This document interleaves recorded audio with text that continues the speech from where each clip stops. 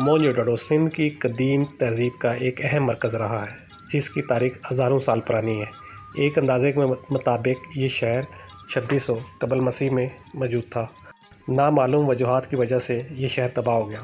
1922 میں اس شہر کے آثار جان مارشل نے دریافت کیے۔ آثاروں کو دیکھ کر لگتا ہے کہ یہ ایک جدید شہر تھا۔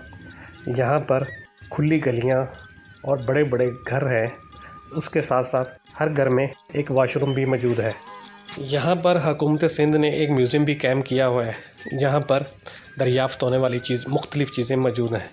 شہید ذوالفقار علی بھٹو نے اپنے دور حکومت میں موئنجو کے لیے بہت سے کام کیے ہیں۔ اس وقت بھی محکمہ سندھ موئنجو کی حفاظت کے لیے بہتر انداز میں کام کر رہا ہے، لیکن ضرورت اس بات کی ہے اس شہر کو دنیا کے سامنے لانے کے لیے مزید اقدامات کیے جائیں تاکہ دنیا بھر سے سیاح یہاں آئیں اور یہاں پر قدیم تہذیب کو دیکھ کر محفوظ ہو سکیں۔ ساجد علی، پاک نیوز، لائیو، موئنجو سندھ۔